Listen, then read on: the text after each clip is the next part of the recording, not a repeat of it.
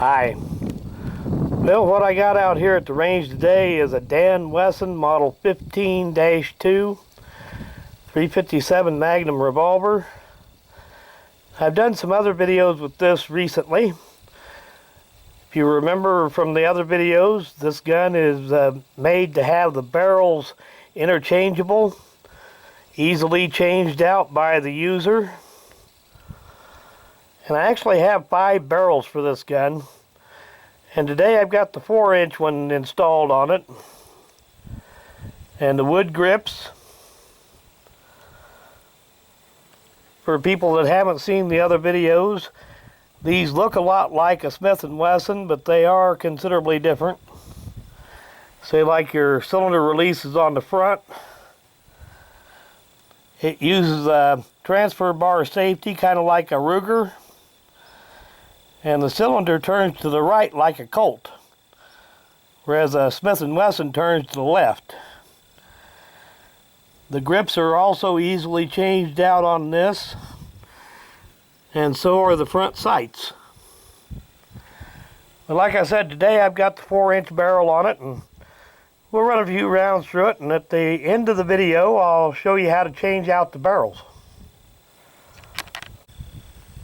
Well, I've got it loaded up with some pretty warm 357 loads. Then we'll switch over to 38s. I'm a little short on 357 Magnum ammunition, but I got lots of 38s.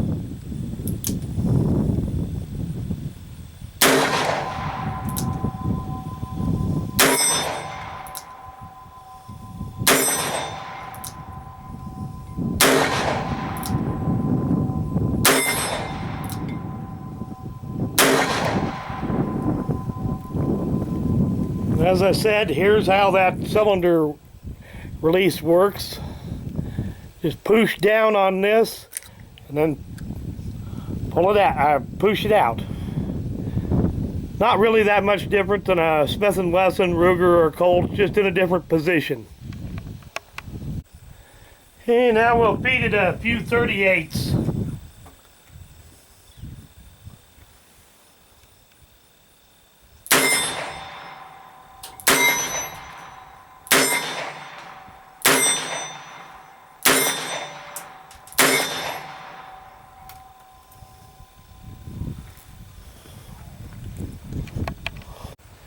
Well, we'll get one more cylinder full of 38s on camera, and then at the end of the video, like I said, I'll show you how to change out the barrel on these.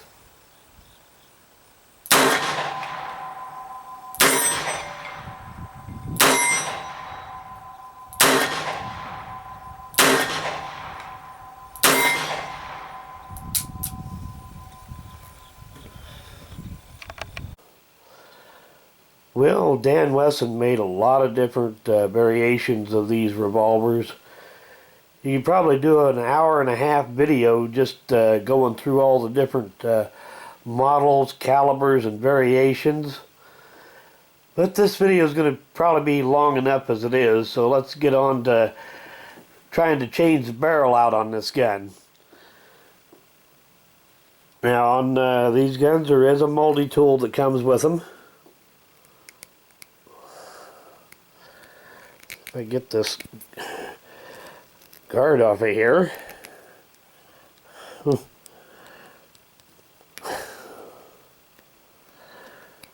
little stubborn, but it did come off.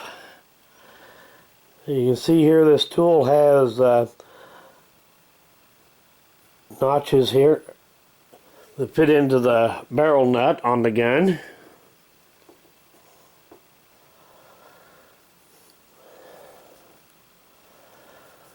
So what we're going to do is we're going to set this right down inside the barrel, line up those notches, and simply screw that barrel nut right out of the gun.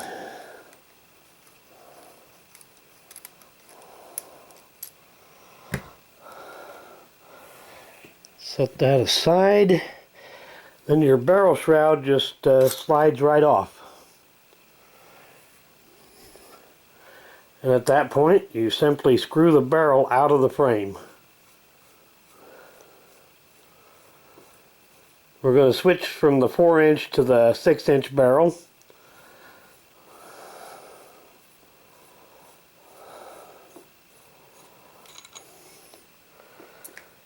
Now I'm going to put this nut back on this barrel before it gets mixed up with anything else. Set that aside.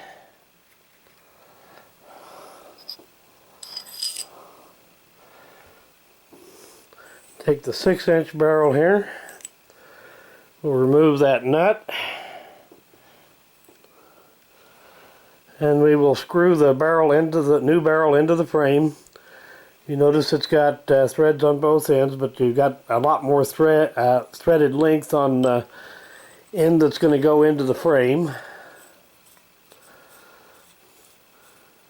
And we'll screw that in there until it's almost down to the cylinder, face of the cylinder. And then I'll use that feeler gauge there to set the cylinder gap.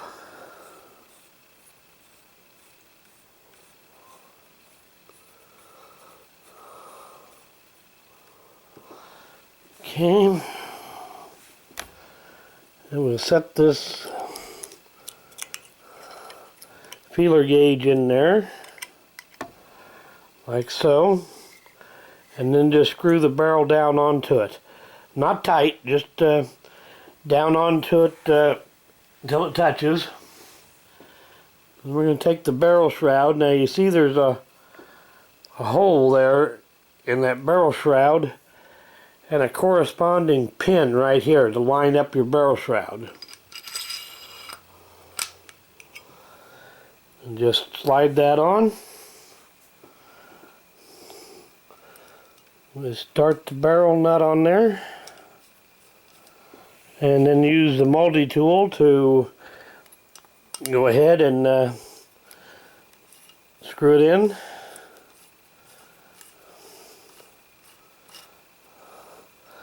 And we want to make this good and snug, but not overly tight. And we'll pull that feeler gauge out. Should have a gap that you can see through there. You don't want the barrel to actually be touching the front of the cylinder. Work the action a few times to make sure it's not dragging and touching on it. And we're done. That's all there is to it. Well, thanks for watching.